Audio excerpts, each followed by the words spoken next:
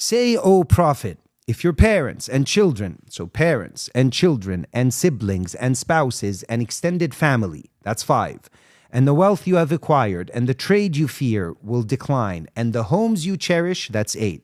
If all these are more beloved to you than Allah and His Messenger and struggling in His way, then wait until Allah brings about His will. Allah does not guide the rebellious people. The obstacles in order. Number 1, parents. Number 2, children. Number 3, brethren. Number 4, spouses.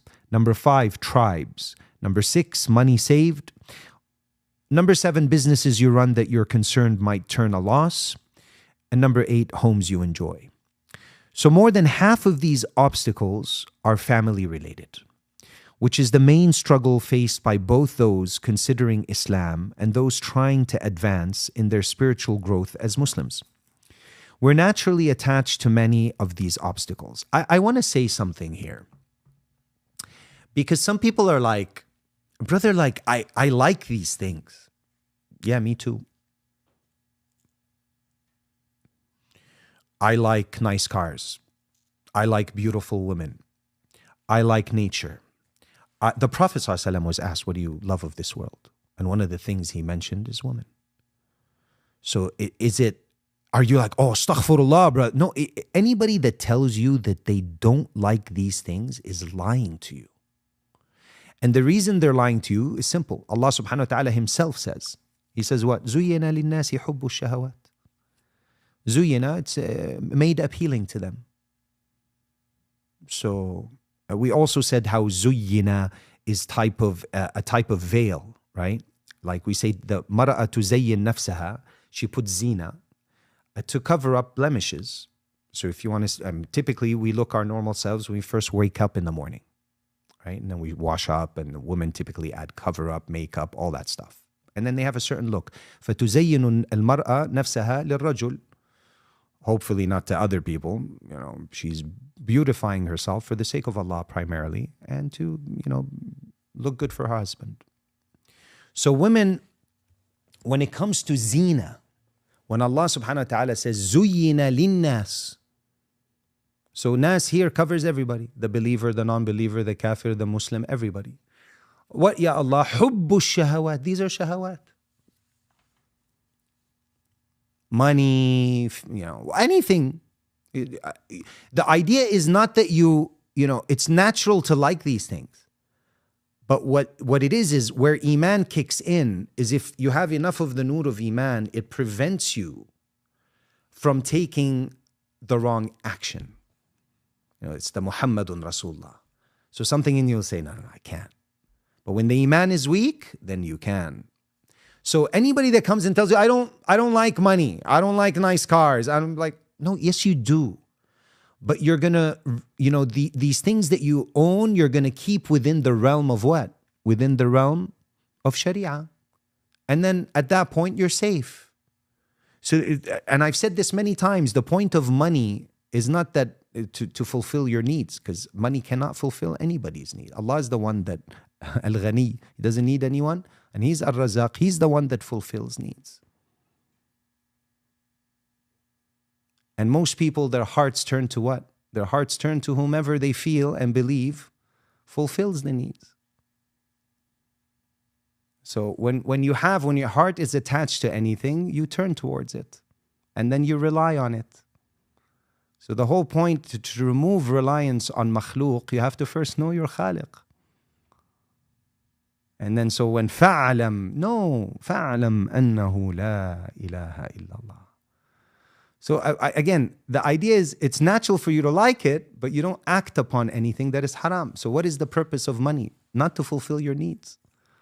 The purpose of money is not to fulfill your needs. The purpose of money is to test you. What you're going to do with that money. Every time you tap that Visa credit card, every time you Apple Pay, Allah is going to ask you, did you need that extra pair of shoes? Money is a mas'uliyah from Allah subhanahu wa ta'ala. There's so many obstacles in this day, wallahi. Today we don't even miss Fajr because we're tired. We miss it because we sacrifice sleep on the altar of the algorithm. Isn't it true? Staying up scrolling all night. Mindless scrolling on Instagram, TikTok, YouTube Shorts, doom scrolling news or Gaza content without acting or praying for them. You're just curious. I just want to know. It's exciting. Have you done anything? Have you prayed for them? Do you pray for them daily? Like really? Do you? After every salah? Replacing Quran recitation with endless, like just all the time we spend on our phones. Just endless hours scrolling instead of reciting the Quran. Yeah. So these things are all types of obstacles. But Allah talks about these. So it's normal to like these things. Just don't act upon it.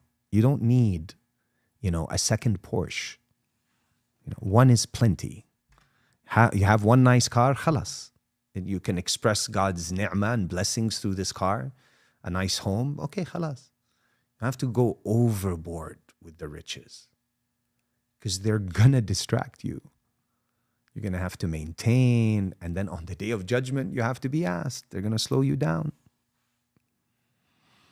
So just be careful what you wish for. That's why I ask for afiyah. It's one enough that I don't need anybody, Allah, and I don't turn to anybody. But not so much that I'm distracted from you. Huh? And then at the end of the day, your rizq is written, and it's part of your test.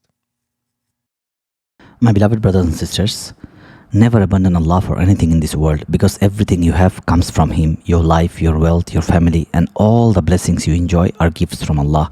To neglect Him in pursuit of these temporary things is a great loss, because without Allah's mercy and guidance, none of it would have any value.